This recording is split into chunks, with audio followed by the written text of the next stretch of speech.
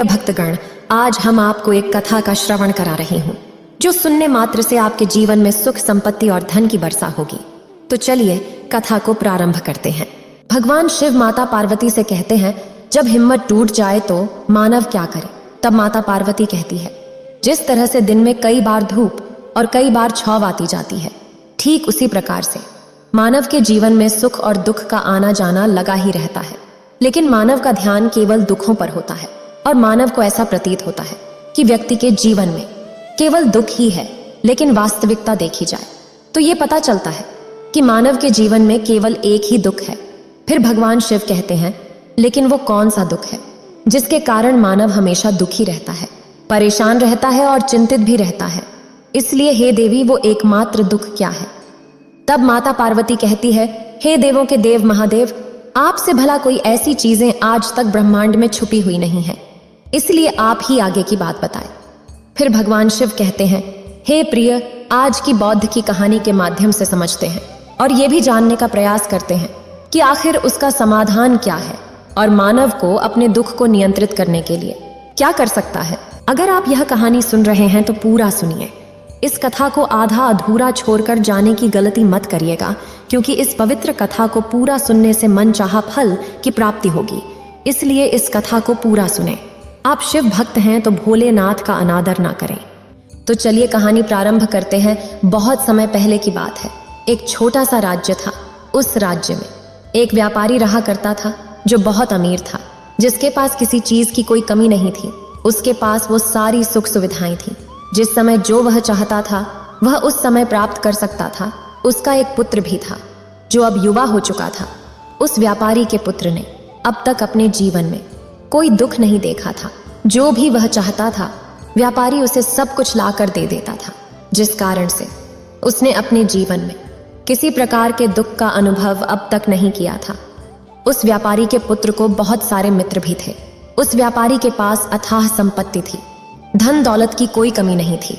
लेकिन एक दिन अचानक वो व्यापारी बीमार पड़ जाता है और देखते ही देखते उसकी बीमारी ने उस पर हावी हो जाता है। वो व्यापारी अपने जीवन की आखिरी सांसें गिनने लगता है। अब उस व्यापारी को ये प्रतीत होने लगा था कि अब वह नहीं बच पाएगा, उसका अंतिम समय आ चुका है। इसलिए उसने अपने पुत्र को अपने पास बुलाया और उससे कहा, बेटा, तुमने आज तक केवल सुख ही सुख देखा है। तुम्हें जो कुछ चाहिए था वो मैंने सब कुछ तुम्हें ला कर दिया, इसलिए तुमने आज तक दुख का अनुभव नहीं किया। लेकिन दुख क्या होता है ये तुम्हें पता तक नहीं, और इसी बात की चिंता मुझे खाए जा रही है कि जब तुम्हारे ऊपर दुखों के बादल मंडराएगा तब तुम सही नहीं कर पाओगे। इसलिए आज मैंने तुम्हें यहाँ पर बुलाया है। मैं बस आखिरी समय पर तुमसे ये कहना चाहता हूँ कि तुम हरदम सावधान रहना। मेरी मृत्यु के बाद तुम्हारे अपने ही तुम्हारे दुखों का कारण बन जाएंगे। इतना कहकर उस व्यापारी की मृत्यु हो जाती है। उस व्यापारी का पुत्र अपने पिता की मृत्यु पर बहुत दुखी हो जाता है। वो रोता रह जाता है। तभी उसके पास उसका एक मित्र आया और उसे समझाते हुए कहता है, मित्र, तुम रो क्यों रहे हो? तुम्हारे पिता ही मरे हैं, लेकिन तुम्हारे पास तो अब भी ये सारी धन दौलत है, ये सारी संपदा है, ये सारी संपत्ति तुम्हारी ही तो है। अब तो तुम उन चीजों का भी आनंद ले सकते हो जिनका आनंद तुम अपने पिता के रहते नहीं ले पाए थे। अपने मित्र की ये बात सुनकर वो बड़ा प्रसन्न होता है। अब उसे इस बात का एहसास हो चुका था कि उसके पास अथाह संपत्ति है जिसकी मदद से वो अपना जीवन खुशी खुशी बिता सकता है। लेकिन इसी धन संपदा के कारण वह अब बुरी आदतों का शिकार भी जाता है। वह वैशाल्य जाने लगा था। वह हर प्रकार का नशा करने लगता है। जहां उसका मन करता वो वहां चला जाता है। जब भी उसका मन करता वो किसी को भी अपने घर बुला लेता है। फिर चाहे दिन हो या रात, जो भी उसका मन करता वो खरीद लेता, क्योंकि उसके पास अथाह संपत्ति थी। और तो और उसके पिता का सारा व्यापार भी अब उसी के हाथों में था और अब वो बहुत खुश था। वो अपने जीवन को अपनी मर्जी के हिसाब से जिया करता था। एक दिन उसके मन में ख्याल आया कि पिता ने मुझे बेवजह डरा दिया था कि लोग मेरा फायदा उठाएंगे, मेरे दुश्मन बन जाएंगे, मेरे दुखों का कारण बन जाएंगे। लेकिन अब मैं और भी मजे से जी रहा हूँ। मेरे सुख के दिन तो अब आए हैं। मैं आज तक जो नहीं कर पाया था वो सब करने में अब मैं सक्षम हो गया हूँ। ये सब सोचकर उसके खुशी का कोई ठिकाना नहीं था। वह बहुत खुश था। तभी एक दिन उस राज्य में एक बहुत बड़ा मंदिर का निर्माण हो रहा था और उस मंदिर के निर्माण के समय पर यह घोषणा करवाई गई कि जो भी इस मंदिर के लिए सबसे अधिक दान देगा उसका नाम उस मंदिर के एक पत्थर पर स्वर्ण अक्षरों में लिखा जाएगा। जब उसके मित्र ने यह बात सुनी तो वो दौड़ा दौड़ा उसके पास आया और उसे सारी बात बता दी। तब उस व्यापारी के पुत्र ने यह तय किया कि वो मंदिर को सबसे बड़ा दान देगा और उसने ऐसा ही किया। और साथ ही यह भी निश्चित हो गया कि उसका नाम उस मंदिर के एक पत्थर पर स्वर्ण अक्षरों में लिखा जाएगा। लेकिन जब वह दान देकर वापस घर की ओर लौट रहा था तब रास्ते में उसे एक संत मिल जाते हैं जो भोजन की याचना कर रहे थे। इस पर वह घमंडी व्यापारी का पुत्र कहता है, तुम जैसे लोग केवल 2 वक्त की रोटी के लिए हमेशा चिल्लाते रहते हो। पता नहीं तुम लोग कहां से आ जाते हो और ईश्वर तुम लोगों को पैदा ही क्यों करते हैं। तुम लोग गंदगी हो इस समाज का, तुम्हें जीने का कोई हक नहीं।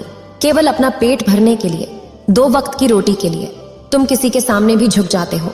यदि झुकना ही है तो उस ईश्वर के सामने झुको, शायद तुम्हारी गलतियों को माफ कर दे और तुम्हें एक अच्छा जीवन प्रदान करे। हो सकता है वह तुम्हें भोजन भी दे दे।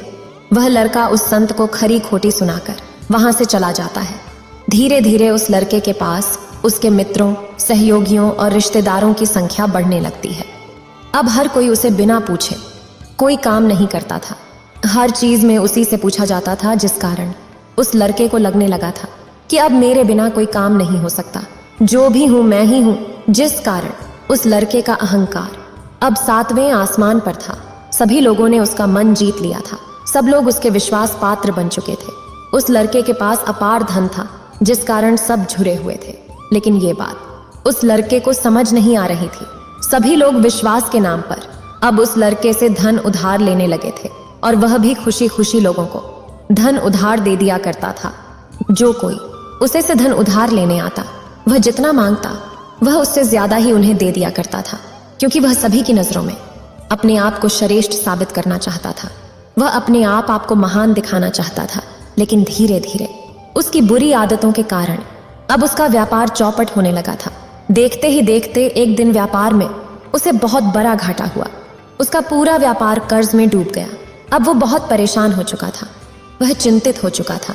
उसे यह समझ नहीं आ रहा था, आखिर यह सब क्या हुआ है। मेरे पास तो कुछ समय पहले अपार धन था और आज मेरे ऊपर बहुत बड़ा कर्जा है जिसे मुझे चुकाना ही होगा। तभी उसे याद आया कि जो धन उसने अपने मित्रों को दिया था, अपने रिश्तेदारों को दिया था, उन सभी से वह अपना दिया हुआ धन वापस मांगना शुरू किया। लेकिन किसी ने भी उसका दिया हुआ धन उसे वापस नहीं किया, बल्कि लोगों ने उसे दुत्कार कर वहां से भगा दिया। वह एक एक करके सभी के पास गए, लेकिन किसी ने उसकी कोई मदद नहीं की। देखते ही देखते उसका सब कुछ बिक गया। अब उसके पास कुछ न था।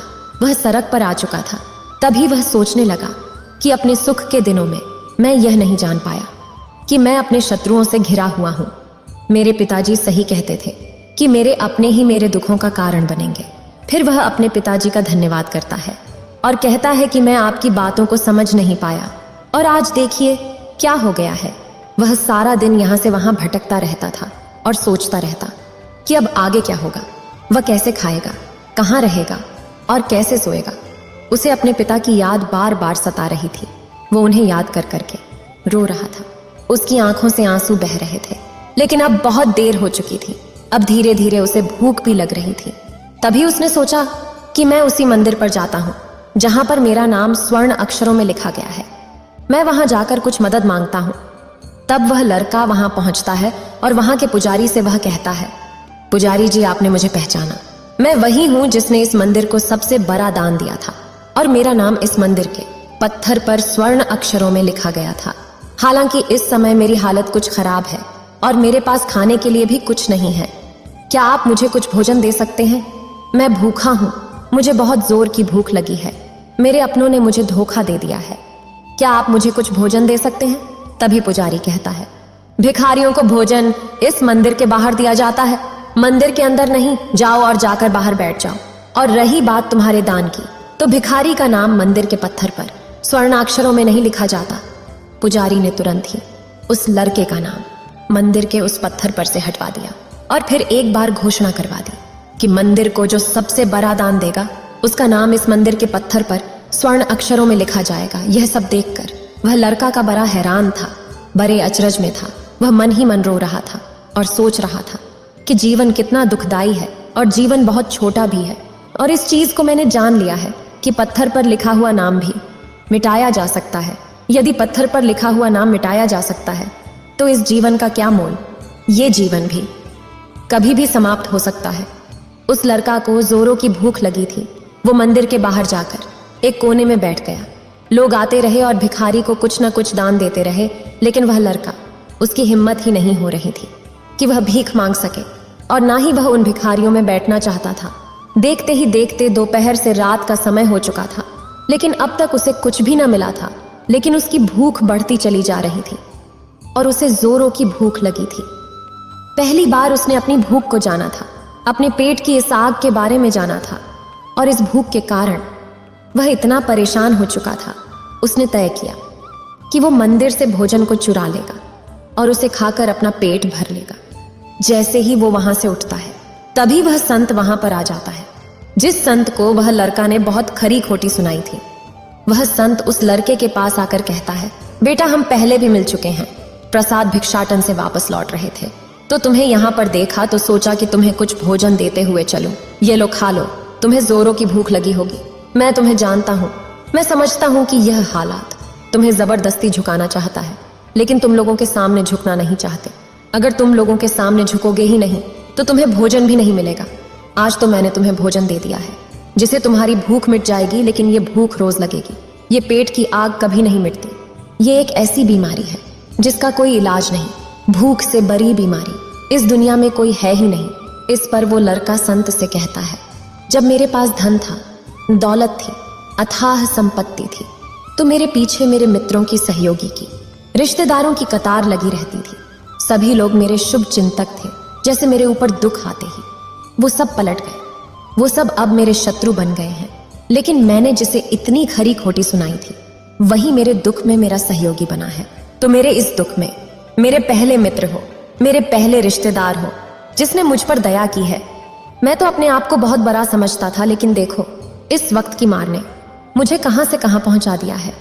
आज मैं इस बात को अच्छी तरह समझ चुका हूं कि धन से बड़ा कोई मित्र नहीं। इतना कहकर उस लड़के ने भोजन किया और उसने पहली बार भोजन के सुख का आनंद उठाया।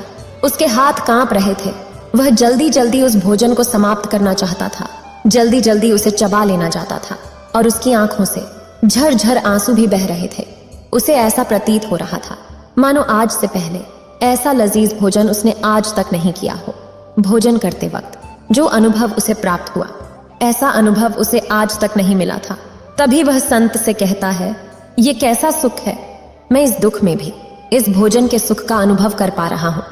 तभी संत कहते हैं, जहां तृप्ति होती है वहां सुख का अनुभव होता है, लेकिन सावधान, तृप्ति बहुत खतरनाक भी होती है।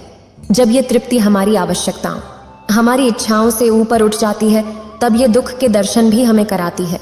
आज जो भोजन तुम कर रहे हो, ऐसा भोजन यदि तुम्हें पहले प्राप्त होता तो तुम इसे छूते तक नहीं। लेकिन आज इसी भोजन को करके तुम्हें तृप्ति मिल रही है। लेकिन जब तुम्हारे पास धन था, दौलत थी, तब तुमने इससे भी अच्छा भोजन किया होगा, लेकिन तब तुम्हें तृप्ति नहीं मिली होगी। वह सुख प्राप्त नहीं हुआ होगा जो तुम आज अनुभव कर रहे हो। लेकिन अगर ऐसा ही भोजन तुम्हें रोज मिलता रहे तो तुम और भी अच्छे भोजन की कामना करने लगेंगे, और इसी कामना की तृप्ति के लिए तुम्हारे मन में दुख पैदा होगा। और जब तुम अपने मन की इस कामना की तृप्ति कर दोगे तो तुम्हें सुख भी प्राप्त होगा। लेकिन ये सुख आएगा और चला जाएगा, और जब तुम्हारे जीवन में इसी प्रकार के भोजन हमेशा आते रहेंगे और जाते रहेंगे तो तुम किसी और इच्छा की ओर आगे बढ़ने लगोगे। तब तुम किसी और इच्छा की पूर्ति करना चाहोगे, तुम किसी और इच्छा की तृप्ति करना चाहोगे, और जब वह इच्छा पूरी नहीं होगी, जब तुम्हें तृप्ति नहीं मिलेगी, तो तुम्हें दुख होगा, तकलीफ होगी, पीड़ा होगी, और यह श्रृंखला ऐसे ही आगे बढ़ती चली जाएगी। तो हमेशा सुख के पीछे भागोगे, लेकिन दुख तुम्हारे पीछे यूं ही भागता रहेगा। तुम सुख को पकड़ना चाहोगे, दुख तुम्हें पकड़ना चाहेगा। इसी प्रकार ये प्रक्रिया यूं ही निरंतर चलती रहेगी। तभी संत अपने थैले में से एक सोने की थैली निकालकर उस लड़के के हाथ पर रख देता है। तभी वो लड़का उस संत से कहता है, हे महाराज, आपके पास इतना धन कहाँ से आया? आप तो एक वैरागी है। तभी वह संत उस लड़के से कहता है, ये धन तुम्हारा ही है। उस दिन जब तुम मुझे खरी खोटी सुनाकर अपने घर की ओर आगे बढ़ रहे थे, तभी तुम्हारी जेब से ये सोने के सिक्कों से भरा हुआ थैला नीचे गिर पड़ा और मैंने इसे उठाकर अपने पास रख लिया। ये सोचकर कि जब तुम मुझे मिलोगे तब मैं इसे तुम्हें लौटा दूंगा, लेकिन उस दिन के बाद से आज तुम मुझे मिली हो, इसलिए मैं तुम्हें इसे लौटा रहा हूँ। ले लो, ये तुम्हारा ही है। इस पर वो लड़का कहता है, हे महाराज, इसी धन के लिए मुझे मेरे मित्रों ने, मेरे सहयोगी ने, यहाँ तक कि मेरे रिश्तेदारों ने भी मुझे धोखा दिया था, लेकिन आप वो पहले इंसान हैं जो मुझे ये धन लौटा रहे हैं। और वहीं पर जो मैंने धन अपने मित्रों, अपने सहयोगी, अपने रिश्तेदारों को दिया था अपने बुरे समय पर, जब मैंने उनसे वो मांगा तो उन सभी ने वह धन देने से मना कर दिया। कईयों ने तो मुझे खरी खोटी सुनाकर अपने घर से धक्के मारकर निकलवा दिया, लेकिन आप महाराज पहले इंसान हैं जिन्होंने मेरे इस बुरे समय पर मेरा साथ दिया है, मेरा धन मुझे वापस लौटाया है। मैं आपकी इस सहायता के लिए आपका आभारी रहूंगा। मैं इस धन से अपना व्यापार फिर से शुरू करूंगा और इस व्यापार को नई ऊंचाइयों तक ले जाऊंगा। तभी वो संत उस लड़के से कहते हैं, हमें कोई दुख नहीं देता, बल्कि दुख के कारण तो हम स्वयं ही होते हैं। हम स्वयं ही खुद को धोखा देते हैं। सुख में हम भ्रमित रहते हैं। हमें ये पता नहीं चलता कि हम सही कर रहे हैं या गलत, और इसी प्रकार हम एक माया जाल में फंसते चले जाते हैं, क्योंकि सुख में हम अपनी आंखें बंद करके बस उस सुख का आनंद लेते हैं और हम किसी चीज की तरफ ध्यान नहीं देना चाहते। हम नहीं जाना चाहते कि जीवन मीठा है तो कड़वा भी है, सच है तो झूठ भी है। सुख में हम केवल अपने अहंकार को बढ़ावा देते हैं। तब इस पर वह लड़का कहता है, आप ठीक कहते हैं, जब मेरे पास धन दौलत थी, अथाह संपत्ति थी, तब मैं अंधा हो चुका था। मैं किसी चीज पर ध्यान नहीं देता था। मैंने अपने इन दोनों हाथों से धन लुटाया है, और आज जब वो मेरे पास नहीं है तब मुझे उसके जाने का एहसास हो रहा है। और अब मैं इस धन के लिए दुखों से जूझ रहा हूँ। तब जाकर मेरी आंखें खुली हैं। तभी मैं ये भी जान पाया कि कौन मेरे साथ है और कौन मेरे खिलाफ। और ये जो ज्ञान दुख द्वारा मुझे प्राप्त हुआ है, ये ज्ञान मैं हमेशा अपने साथ रखूंगा, अपने सुख में भी अब अपनी आंखें खुली रखूंगा।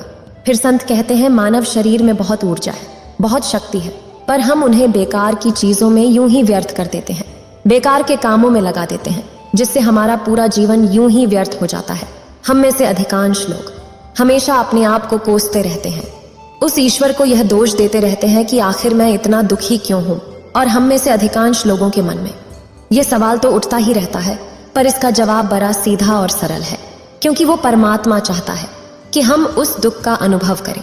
वह परमात्मा हमें उस परम सुख तक ले जाना चाहते हैं जहां पर हमें यह पता चल सके कि इंसान के आत्मा का अस्तित्व क्या है, और वो परम आनंद का सुख है। इतना कहकर संत वहां से चला जाता है। फिर भगवान शिव कहते हैं, मानव अपने आप को न पहचान पाना, अपनी शक्तियों को न पहचान पाना, इंसान अपने आप को न जान पाना, अपने आप को इकट्ठा न कर पाना, अपने आप को नियंत्रित न कर पाना, मानव के जीवन में केवल एकमात्र यही दुख है, क्योंकि मानव अपने आप पर कभी ध्यान नहीं देता है, अपने आप को एकत्रित करने का कभी प्रयास तक नहीं करता है। लेकिन इस चीज को न देखकर मानव बाकी के इधर उधर के दुख को देखकर हमेशा चिंतित रहता है, परेशान रहता है, और मानव अपना पूरा ध्यान उन्हीं दुखों पर लगाए रहता है। लेकिन जो वास्तविक दुख है, इस पर मानव का ध्यान कभी जाता ही नहीं। लेकिन वास्तविकता तो यही है कि जब भी मानव अपने जीवन में कोई दुख होता है तो मानव का ध्यान खुद पर होना चाहिए। आखिर दुखी मैं क्यों हूं, मैं क्या हूं, मैं क्यों हूं, मानव को नजर आने लगता है। तब मानव ध्यान की तरफ आगे बढ़ने लगता है। इंसान अपने आप को खोजने की तरफ आगे बढ़ने लगता है। तब मानव के सामने कोई भी समस्या बड़ी नहीं रह जाती। मानव किसी भी बड़ी से बड़ी समस्या का समाधान सरलता पूर्वक कर सकता है। इसलिए इंसान खुद को जाने, खुद को पहचाने, क्योंकि जो शक्ति, जो क्षमता मानव के भीतर है वो किसी और के पास नहीं है। मानव उस परम शक्ति का एक रूप है। मानव अपनी शक्ति को पहचाने, आप कौन हैं, क्या हैं, उसके बाद मानव के सामने किसी प्रकार का भी दुख टिक नहीं पाएगा और हर परिस्थिति में खुश रहना सीख जाएगा। इतना कहकर भगवान शिव इस कहानी को समाप्त करते हैं। इस वीडियो को बोलते समय कोई त्रुटि हो तो मैं क्षमा चाहती हूँ। उम्मीद है आप सभी को ये वीडियो अच्छी लगी होगी। अगर आप शिव के सच्चे भक्त हैं तो चैनल को सब्सक्राइब और वीडियो को लाइक करके कमेंट में हर हर महादेव लिख दीजिए।